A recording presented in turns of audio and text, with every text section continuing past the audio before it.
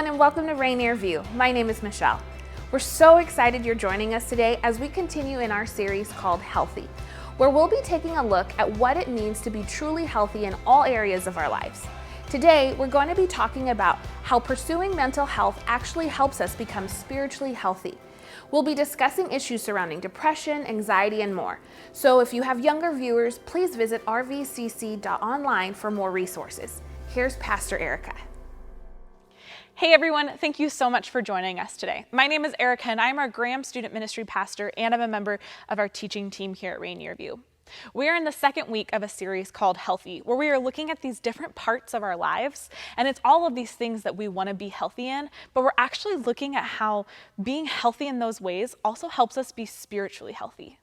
And as I was prepping for this week's sermon, I was reminded of a time in college, and I went and I helped with a camp for a week. It was a high school camp. And they said, hey, we need someone to help run the slip and slide. And I said, I can help run a slip and slide. Don't ask me to go down the slip and slide, but I can help run a slip and slide like a champ. They said, awesome. They got me all set up. I was given a hose, and I just made sure kids could safely get down the slip and slide all afternoon. Now, what you might not know about me is I'm actually a redhead. Like, my hair's gotten a lot darker as I've gotten older, but here is a picture of baby Erica. It's obvious. I am a redhead, which means that when the sun finds me, it is ready to just burn my skin to a crisp. So I'm very passionate about putting on sunscreen and wearing hats and sunglasses, doing all of the stuff to help stay safe. To the point my family is a little bit frustrated. Like, when we go somewhere sunny and warm for vacation, I'm reapplying every hour. And they're like, okay, get over it. And I'm like, I don't want to be miserable. Because here's what happened. I realized on that day that I overlooked a part of my body when reapplying my sunscreen. I missed the back of my knees. And normally that's fine. The back of your knees, they don't really see a lot of sun because you're walking around, you're going places. It usually gets broken up from being hit by the sun. But not this day. As I stood there next to a bright white tarp for 2 hours, the sun destroyed the back of my knees. Do you know how important and noticeable the back of your knees are? Do you know that when you are done eating a meal and it is time to go return your plates to where they need to go, you stand up from that table and you use the back of your knees to push that chair back? Do you know that when you crawl into bed at night, your sheets and blankets settle into your knee pit like it is their second home? You didn't know that? You know it now. Learn from my mistake and put sunscreen on the back of your knees. This is a fun, kind of silly anecdote. First of all, sunscreen is very important, but this isn't going to be 20 minutes on how important sunscreen is. But there's another part of our body that I think we overlook even more than the backs of our knees. Our brain. Our brain is super important. It isn't just the thing that makes it so we blink and all of the blood gets to our extremities and we keep breathing, important stuff like that. Our brains also help us process the world around us and the emotions that we feel because of the world around us. And sometimes because you have too much or not enough of a certain chemical within you, and sometimes because of the way that you were raised, our brains don't help us process those things in the best way possible. Today we're talking about our mental health. And some of you heard the word mental health and you're pumped. You threw confetti when I said that word. Some of you have never thought about your mental health. Some of you think, mental health, I'm fine. Most of you are probably somewhere in between those three things. But here's what I would hope this morning. I hope that today you listen with an open heart and open ears. God might have something new for you in this conversation. I found something new for myself as I was prepping for this week. I'm excited today. We're actually picking up right where Jeff left off last week. We are in John chapter 11, and we are talking about Mary and Martha and the death of Lazarus, their brother. And the first part of this whole thing was about how important it is to have a healthy community around you, especially in times of grieving. And today we are talking about how important it is to be pursuing mental health. It's actually pretty cool. So we're going to be in John chapter 11 together. You can flip there, you can swipe there, you can tap there. It'll also be up on the screen. So whatever works best for you. But this is what it reads. On his arrival, Jesus found that Lazarus had already been in the tomb for 4 days. Now Bethany was less than 2 miles from Jerusalem, and many Jews had come to Martha and Mary to comfort them in the loss of their brother. When Martha heard that Jesus was coming, she went out to meet him, but Mary stayed home. Lord, Martha said to Jesus, if you had been here, my brother would not have died. But I know that even now God will give you whatever you ask. Jesus said to her, your brother will rise again. Martha answered, I know he will rise again in the resurrection at the last day. Jesus said to her, I am the resurrection and the life. The one who believes in me will live even though they die. And whoever lives by believing in me will never die. Do you believe this? Yes, Lord, she replied. I believe that you are the Messiah, the Son of God, who is to come into the world. What an incredible moment. Jesus has shown up for his friends. He is near. And what we see here is that Mary and Martha know Jesus. They know that he is the Messiah. They know that he is the Savior that they have longed for. And him being there, just his presence, is comforting them. Anytime we experience loss, it reveals to us what we believe about God. Do we actually feel comforted by his presence? Or are we hoping that in him being there, some miracle will happen? Mary and Martha know that Jesus could do a miracle, but they're just so happy that he is there. 2020 has prompted me to ask myself that question repeatedly, has really forced me to look at how I live and what I think. Odds are it probably has for you too. Do we feel comforted by the presence of God? Or do we hope that if God is there, we will get a miracle? I think it's a question for all of us to ask. We're going to read another part of this passage, and here's what I want you to notice. I want you to notice what Jesus is doing in his interactions with his friends. John chapter 11, verse 28. It says this, after she had said this, she went back and called her sister Mary aside. The teacher is here, she said, and is asking for you. When Mary heard this, she got up quickly and went to him. Now Jesus had not yet entered the village, but was still at the place where Martha had met him. When the Jews who had been with Mary in the house comforting her noticed how quickly she got up and went out, they followed her, supposing she was going to the tomb to mourn there. This is a side note. This is kind of a funny scene. This woman gets up and takes off, and all of these people are now trailing after her. It's a serious moment, but there's like a little bit of levity in this too. When Mary reached the place where Jesus was and saw him, she fell at his feet and said, Lord, if you had been here, my brother would not have died. When Jesus saw her weeping and the Jews who had come along with her were also weeping, he was deeply moved in spirit and troubled. Where have you laid him? He asked. Come and see, Lord, they replied. When Jesus is with his grieving friends, he does not rush them through their sadness. Isn't that incredible? He doesn't say wow, you guys are such a bummer today. Or, he isn't suffering anymore. He's in a better place. He doesn't even say, I don't understand why you're sad. You know Jesus, you know me, you have hope. Don't be sad anymore. How we respond to other people's big emotions begins to teach them what is and isn't acceptable for processing their emotions. Young kids begin to learn early on that if they show up sad or mad or frustrated or even super happy and joyous and full of laughter, how the adults around them respond impacts how they process those feelings. And if they get any sort of negative response to those big emotions, they just bury it and they stuff it. And that's what we continue to do as adults. We bury and stuff and hide our big feelings if we don't learn how to process them well. And they don't just disappear. It's like a suitcase and it just keeps getting fuller and fuller and fuller. It doesn't matter how many people sit on top of it or how many books you pile on. At some point in time, it's all going to spill out and you're going to have to deal with it. The world should feel the safest sharing their emotions with Christians.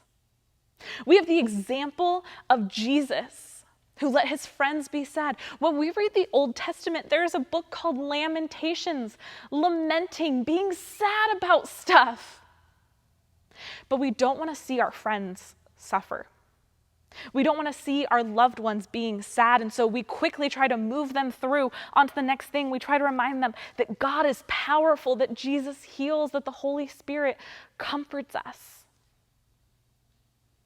And instead, what happens when we try to move them through too quickly, because we know that if they can get there, they will feel better, they begin to not feel safe or comfortable sharing those feelings with us because we'll brush over it or we'll try to just solve their problem.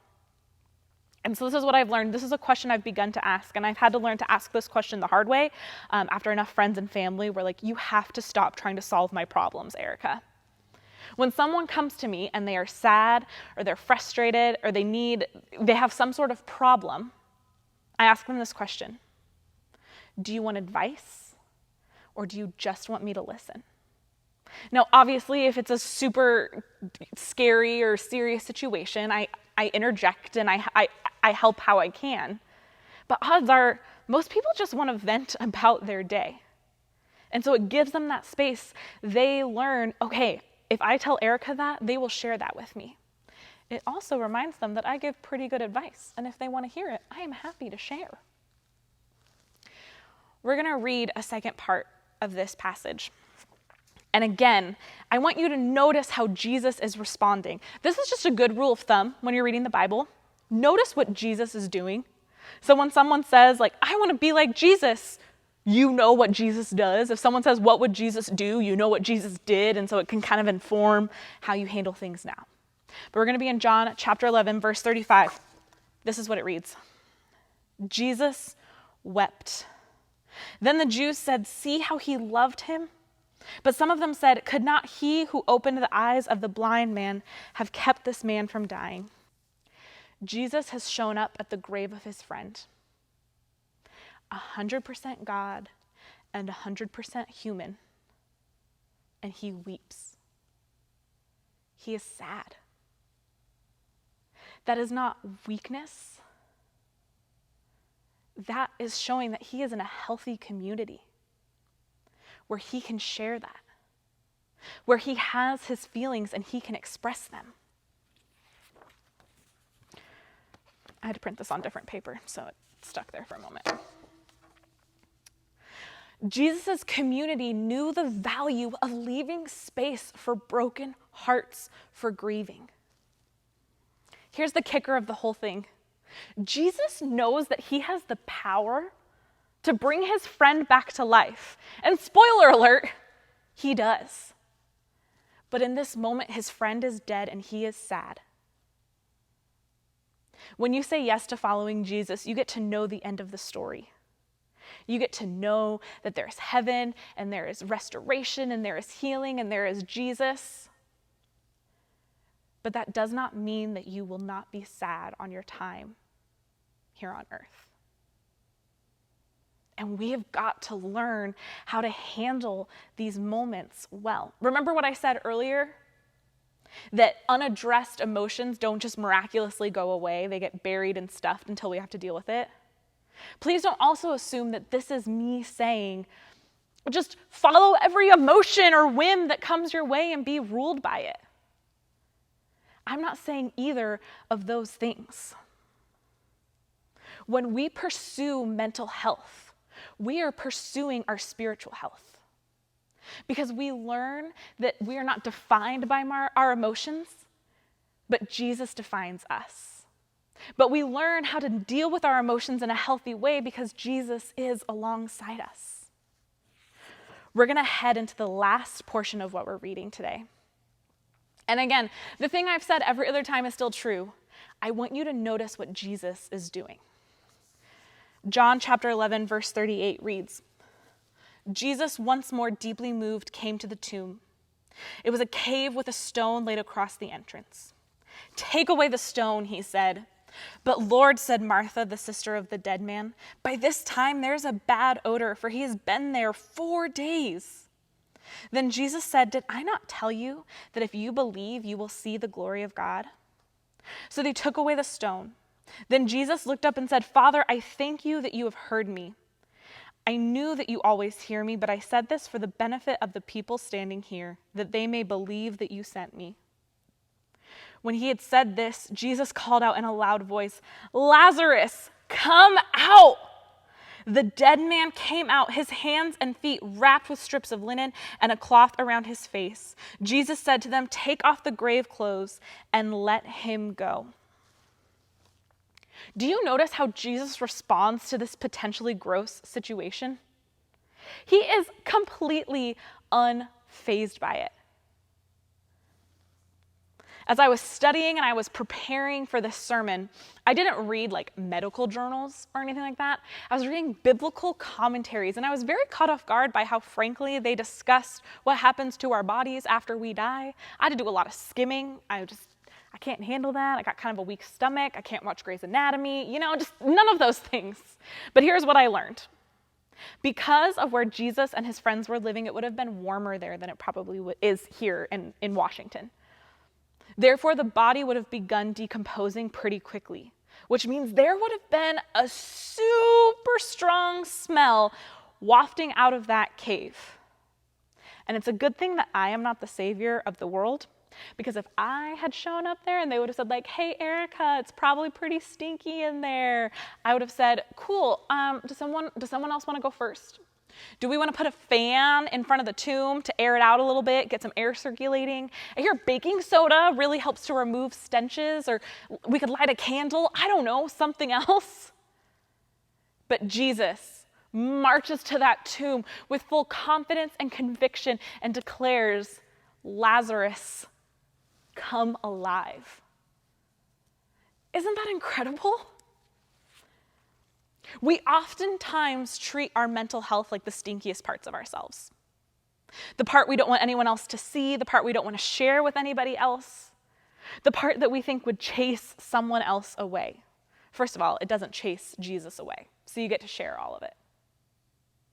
Second of all, pursuing mental health is actually super important and isn't a stinky part of you at all. In 2018, I began going back to counseling again. I'd gone a little bit in college, but life had just thrown its fair share of punches, and I needed to talk with somebody else. And when I started going, I was most afraid about what other people would say, not so much to my face, but behind my back. Would they say, she just doesn't have enough faith? Can I trust a pastor who needs to talk to somebody else? She just must be crazy. Like, we probably shouldn't have her in leadership. These are fears that everybody has. That when they share they're struggling with their mental health, their parents will think less of them. Their friends won't call them up. Their bosses or teachers won't give them the same opportunities as their counterparts. But then I learned some statistics that change the way I view whether or not I share my story. Listen to these. According to the National Institute of Mental Health in 2017, nearly 1 in 5 adults live with a mental illness. That's roughly one person, probably in your family, or at least in your close circle of friends. According to the National Alliance on Mental Illness, 1 in 6 youth in the U.S. experience mental health struggles. And this was the statistic that caused our teaching team to pause and really think about this. According to the National Alliance on Mental Illness, suicide is the second leading cause of death for people ages 12 to 34. When I read that, as I've learned these statistics, I realized I cannot stay quiet about the journey of mental health that I have been on, because I have the ability to make a difference in someone else's life by them hearing, "Oh, this other person that I know goes to counseling. I can go to counseling too." And do you know what happened when I started to share? People might have said mean things behind my back, but I don't need to know that. To my face, people said, "Thank you. I've been going to counseling for a while, and I just wasn't sure how a pastor might respond to that." Some people said, wow, I've been thinking that I might need to go to counseling, and I just haven't been sure what to do. Could you help me walk through that? Unequivocally, 100% yes. One of the things that we are committing to as a church is to be a church that empathizes with young people. Which means that when a young person comes to you and shares that they are struggling with their mental health, you don't shush them or scare them away or tell them to just pray about it some more. You help them figure out what are the tools that they need to navigate this mental health moment. If a peer comes to you and says that, do the same thing. We get the privilege to walk alongside people and help them find the practical help that they need while also helping them meet Jesus. Author and preacher Carlos Whitaker says, "Our help is in the natural, but our hope is in the supernatural." I love Jesus and I love counseling. Here's the deal. Struggling with our mental health is not because we are weak. It's because our brains just aren't operating the way that they are supposed to. It is not your fault, but it is your responsibility to learn how to navigate this well. I think there's something so powerful about the fact that Jesus resurrected Lazarus's body. He didn't just say, you're a soul and someday you'll get to be with your people in heaven. In this example, it shows that God cares about our bodies, that he created us. We are created beings with bodies that Jesus cares about. Jesus came to give life and life to the fullest. And sometimes that's a pastor coming alongside us to help us navigate something. Sometimes that's a mechanic who helps our cars work better so they don't keep breaking down when we go to church or when we go to have fun with our friends. And sometimes we need a therapist to come alongside us to experience life and life to the fullest. We will be pursuing spiritual health when we pursue our mental health. We have covered so much here today. But here's how I think we can sum it up. Number one, be like Jesus. Let your friends have their feelings. 2, be like Jesus. Have your own feelings. And 3, be like Jesus. Care about your body and the bodies that your friends are in. And here's the challenge that I want to leave you with this week. This is actually a challenge that my counselor keeps giving to me like over and over again. And I'm like, I get it. I don't like doing this, but it's important for me to do. And this is for anybody. If you have been going to church for a long time, or if church is a new experience for you, if you've trusted Jesus for your whole life, or you're new to getting to know Jesus, this is for everybody. I want you to take out a piece of paper, and I want you to write down all of the things that you have lost in your life, especially in 2020, all of the things that are making you sad, and give yourself space to grieve those things. Grieving is important. I don't know about you, but 2020 has kind of been a bummer. But maybe living in a global pandemic in a heightened political season is your jam. And you're not really grieving much right now, and that's awesome. But I would venture to guess that for the most of us, we have something to grieve. And then here's what I want you to do. I want you to find either a healthy person, or maybe it's your healthy community, and share that list. Don't compare lists. Don't say, her list is sadder than my list, or his list has more things on it than me. Share it. Let people in on this journey that you are with. And here's what I want you to also know. At the end of our time together, there will be a slide with information on how to begin accessing mental health resources. I passionately care about people finding the resources that they need. But I am not a mental health expert. And so it is always my goal to point you to someone who will help you navigate that well. You are worth a healthy mind. Thank you so much for sharing with us, Erica. We have so many opportunities this fall for people of all ages, and we want to make sure that you're staying in the loop about it all. The best ways to do that is through our all church emails, by following us on Instagram and Facebook, or check in anytime at rainierview.org. We're excited to keep pursuing what God is calling our church to. This will require us as a church to be generous with our time, our hearts, and finances. If you call Rainier View your church home, you can give by simply texting RVCC to 77977 to use our safe and secure online system. You can also give on our website or send in a check. If you're joining us for the first time today, please don't feel any obligation to give. We're just so glad that you're here. We'll be together for one last song today. During this song, we encourage you to take communion in your homes. This is just a time we take every week to dwell upon the sacrifice that Christ made for us. So gather some bread and juice and take these reminders of Jesus' body and blood. Thank you again for joining us this morning, and we hope you'll join us again next Sunday, right here or at one of our campuses.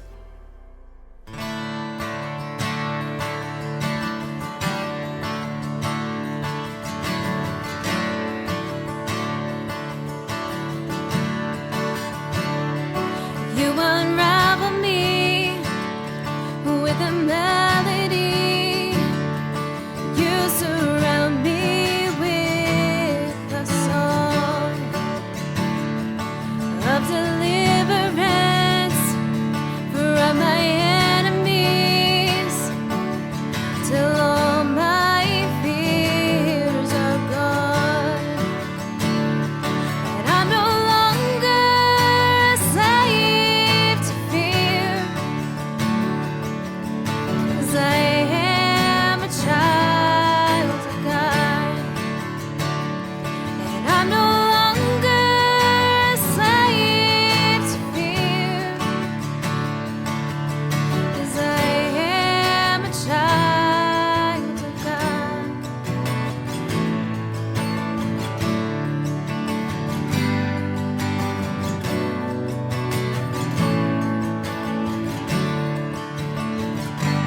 From my mother's womb, you have chosen me. Love has called my name. Oh, I've been born again into your family. Your blood